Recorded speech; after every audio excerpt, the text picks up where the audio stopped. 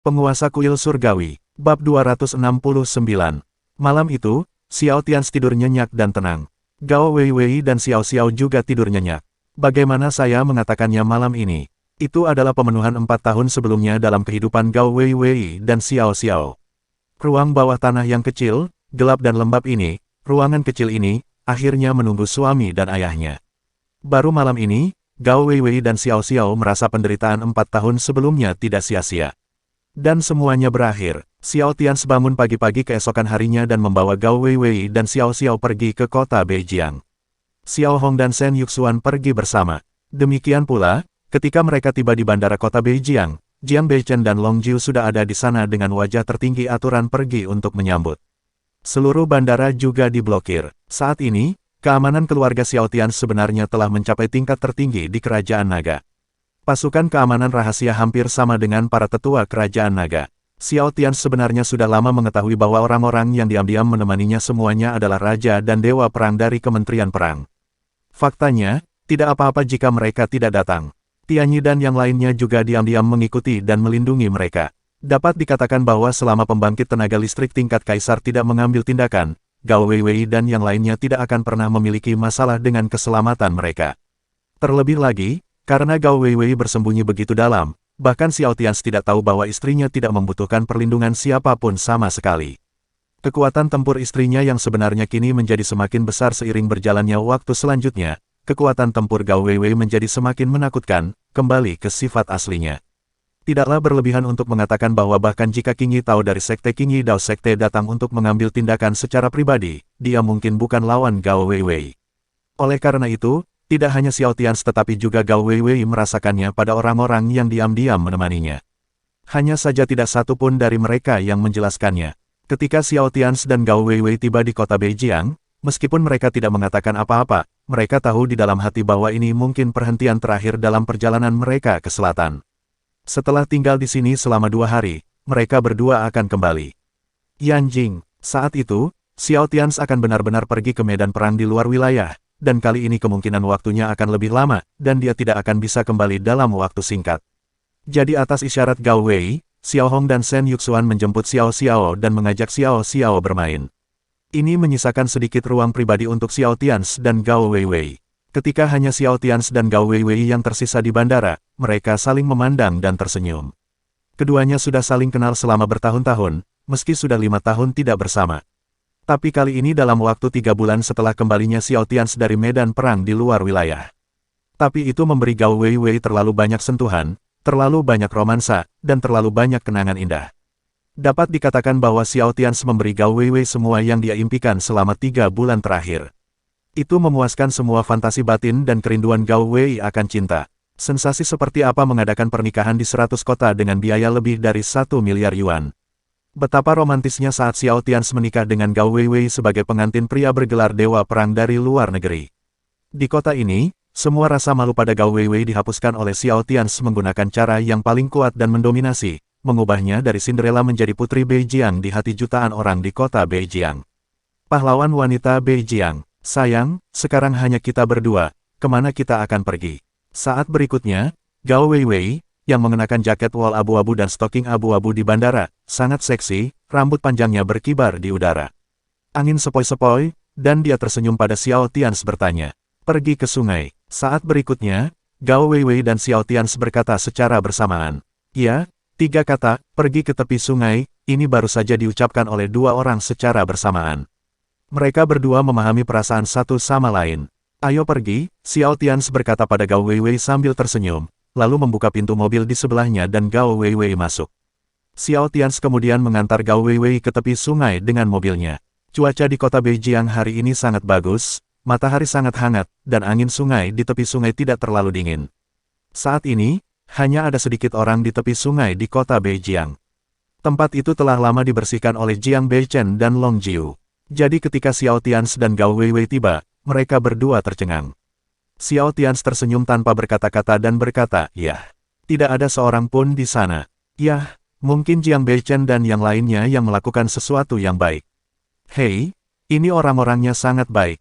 Itu, Gao Weiwei berdiri di tepi sungai, membuka tangannya, dan menarik napas dalam-dalam ke dalam angin sungai. Gao Weiwei sangat, sangat cantik saat ini, dan kecantikannya membeku saat ini.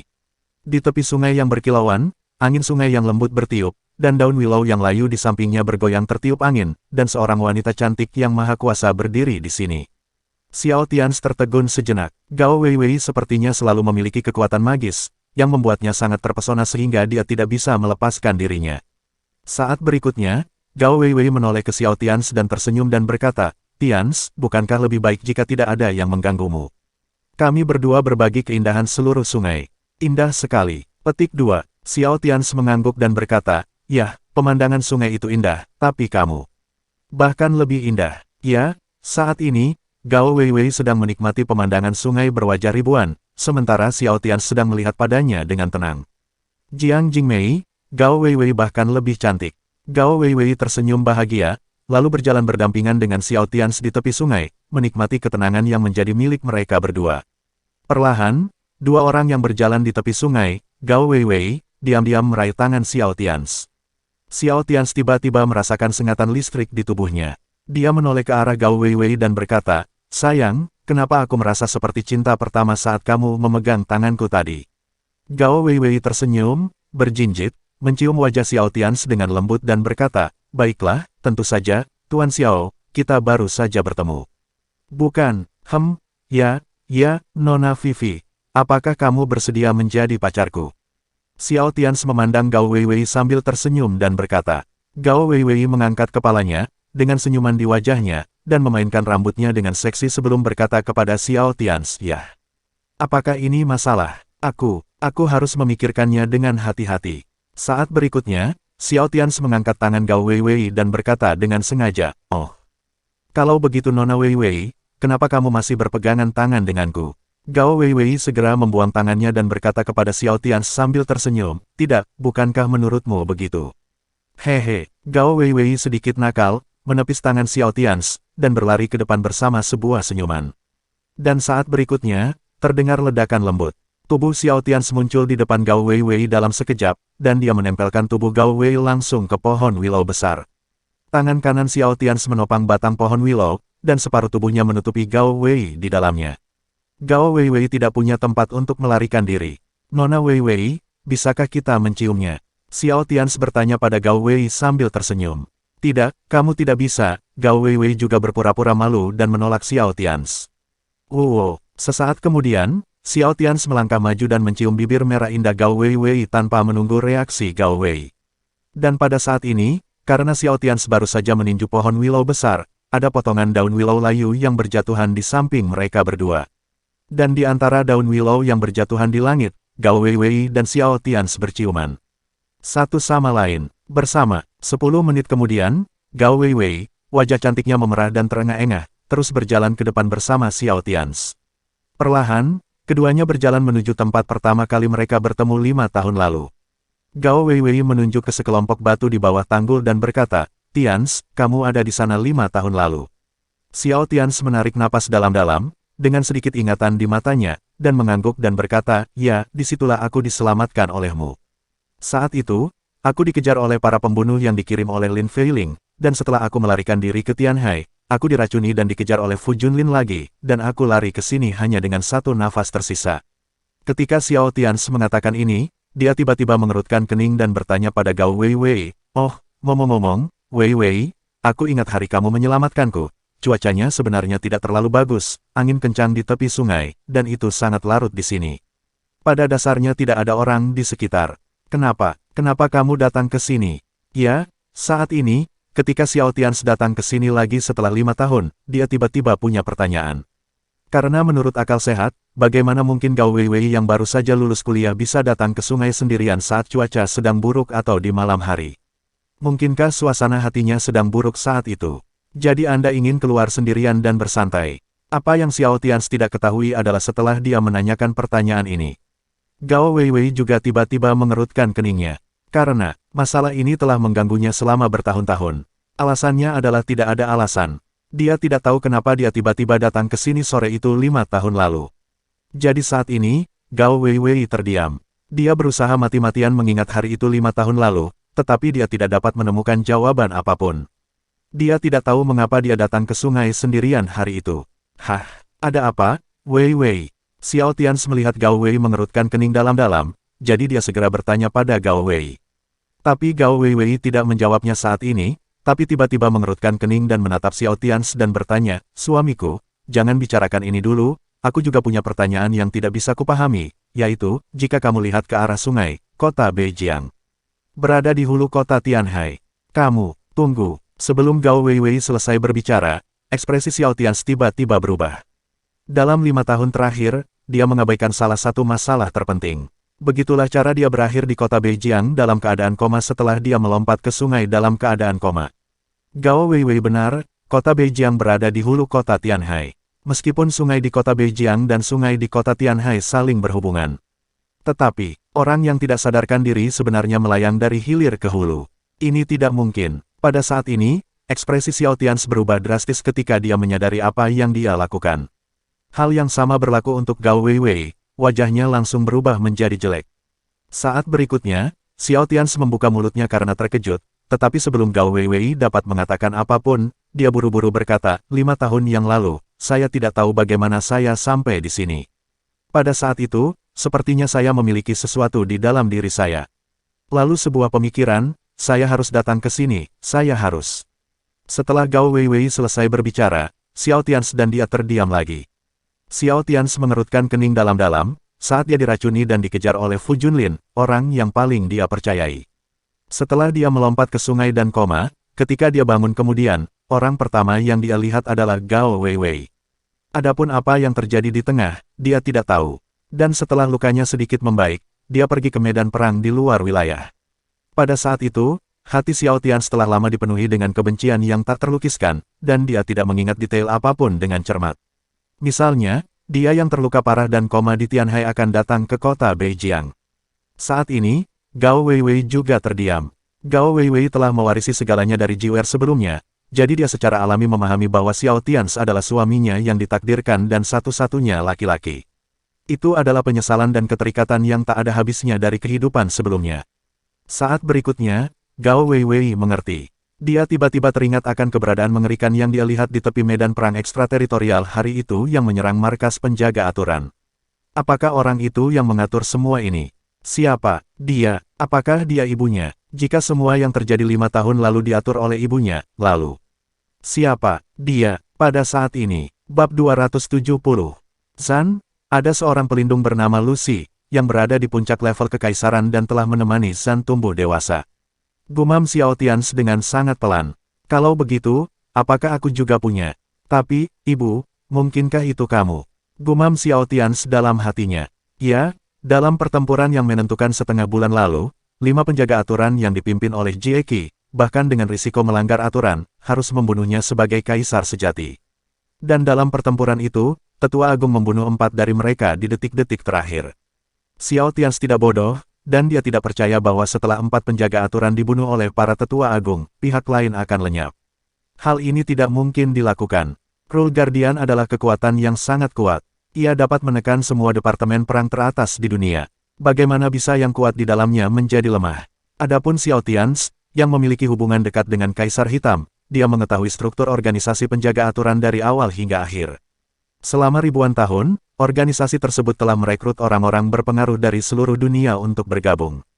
Tingkat penjaga aturan sangat ketat, dan orang kuat dari Kaisar tingkat ke-7 hanyalah penjaga tingkat manusia terendah di dalam, dan mereka juga yang memiliki aktivitas paling banyak di luar. Tapi ini tidak mewakili kekuatan penjaga aturan. Kekuatan tempur tertinggi mereka hanya Kaisar tingkat ke-7. Ada juga penjaga tingkat Kaisar dari tingkat Kaisar tingkat 8 di atasnya. Dan wali tingkat surga tingkat Kaisar tingkat 9 yang paling menakutkan. Mata Xiao Tians menjadi gelap. Ya, ketika dia mengambil jalan Kaisar sejati, Kaisar Hitam memperingatkannya berulang kali bahwa jalan Kaisar sejati tidak ditoleransi oleh penjaga aturan. Dia tidak boleh diekspos, jika tidak penjaga peraturan pasti akan datang dan membunuhnya. Jadi Xiao Tians telah bersembunyi selama ini. Tapi setengah bulan yang lalu, segala sesuatu tentang dirinya terungkap, dan semua yang dia sembunyikan muncul ke permukaan. Tapi yang aneh adalah setelah Tetua Agung membunuh 4 penjaga aturan, mereka benar-benar berhenti. Jadi akhir-akhir ini, Xiao Tians sedang menyelidiki secara diam-diam. Kaisar Hitam juga diam-diam menyelidiki siapa yang melakukan intervensi untuk memblokir intersepsi penjaga aturan. Pada hari-hari berikutnya, Kaisar Hitam diam-diam memberitahu Xiao Tians bahwa Jie Qi telah dibunuh dan dibelah dua dengan pedang. Selain itu, di markas penjaga aturan jauh di dalam lautan, orang-orang kuat juga datang ke pintu dan memperingatkan mereka untuk tidak melanggar aturan. Siapa yang membantuku, Ibu? Bukan. Keraguan Xiao Tians menjadi semakin serius. Dan dikombinasikan dengan apa yang baru saja dia dan Gao Weiwei bereaksi, Xiao Tians merasa ada pengaruh besar di belakangnya, yang merencanakannya selama 5 tahun terakhir. Faktanya, Xiao Tians sempat meragukan ibunya. Namun dalam kesannya, ibunya adalah seorang yang jenius, orang yang sangat berbakat, namun dia hanyalah seorang gadis berbakat yang suka membaca. Sangat lembut dan tenang. Jadi bagaimana jika Xiao Tians percaya bahwa keberadaan menakutkan yang membantunya di belakang adalah ibunya? Maka dia tidak akan mempercayainya. Dalam kesannya, ibunya sangat lemah dan tidak memiliki daya juang sama sekali. Namun kini setelah mengingat serangkaian hal, Xiao Tians harus meragukan ibunya. Ibunya adalah orang yang sangat pintar, bagaimana mungkin dia tidak mengetahui karakter tunangan Xiao Tians, Qin Sui Qiao? Kenapa Anda tidak bisa melihat pemberontakan di belakang kepala Fu Junlin? Dan potongan batu giok hitam yang diberikan ibu kepada Xiao Su yang dapat mempengaruhi pikiran. Ibu, apa yang kamu sembunyikan? Kamu belum matikan. Tetapi jika kamu belum mati, di mana kamu? Mengapa kamu tidak datang kepadaku? Keraguan Xiao Tians tumbuh di dalam hatinya. Saat ini, Xiao Tians terdiam dan Gao Weiwei tidak berbicara lagi. Dia saat ini sedang melihat kenangan yang diwarisi oleh Jiwer di benaknya. Tapi Jiwer pingsan terlalu cepat dan tidak meninggalkan banyak hal untuknya. Dengan kata lain, setelah 2000 tahun, Jiwer tidak bisa banyak meninggalkannya. Tians. Saat berikutnya, Gao Weiwei tiba-tiba memanggil Xiao Tians sambil tersenyum. Hah, ada apa? Xiao Tians tiba-tiba tersadar ketika dia mendengar Gao Weiwei memanggilnya. Gao Weiwei membuka tangannya dan tersenyum pada Xiao Tians dan berkata, Tians, tidak peduli apa, aku mencintaimu dan kamu juga mencintaiku. Kamu adalah suamiku dan aku istrimu. Tidak peduli apakah pertemuan kita kebetulan atau sesuatu yang lain, saya sangat puas, dan jika itu diatur oleh seseorang, maka saya juga akan sangat bahagia. Karena orang itu mengizinkan saya untuk bertemu dengan Anda dan cinta dalam hidup saya terlebih dahulu, bukan? Gao Weiwei melanjutkan sambil tersenyum, jadi, jangan memikirkan apapun lagi, oke. Kita masih memiliki Xiao Xiao dan seorang putri yang cantik.